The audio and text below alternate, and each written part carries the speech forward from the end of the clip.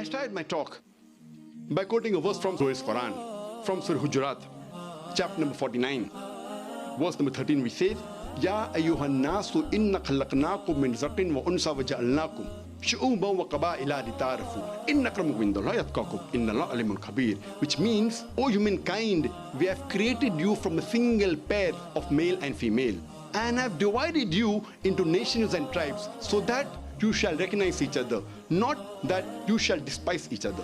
And the most honored in the sight of Almighty God is the person who has taqwa. The criteria for judgment in the sight of Almighty God, it's not sex, it's not color, it's not wealth, it's not age, but it is taqwa, it is God consciousness, it's piety, it is righteousness.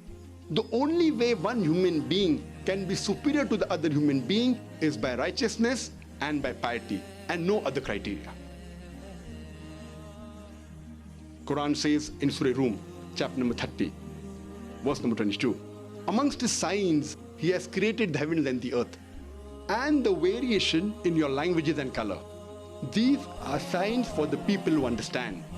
The Quran says he has created the different variation in the color and the languages, so that those who are knowledgeable people, they will know it's a sign from Almighty God. This speaks about the universal brotherhood, that Almighty God has created all the human beings from a common pair of human beings, Adam and Eve, may peace be upon them. And Almighty God says in Surah Isra, chapter number 17, verse number 70, وَلَقَدْ كَرَّمْنَا بَنِي آدَمَ, and we have honored the children of Adam. Almighty God says in the Quran that all the children of Adam, irrespective whether they're black or white, male or female, whether they're born in UK or India or USA, whichever part of the world they belong to, Almighty God has honored all the children of Adam, all the human beings.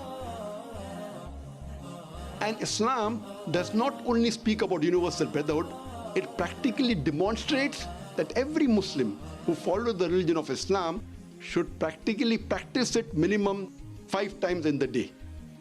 I'm talking about one of the pillars of Islam, that is Salah, which is the prayer.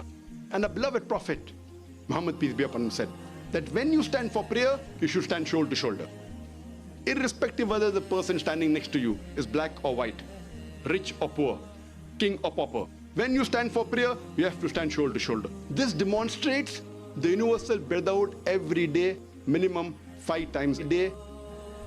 And another example is Hajj, which is one of the pillars of Islam, that every rich person who has the means and who has the health to travel to Makkah for the pilgrimage should at least do it once in his lifetime.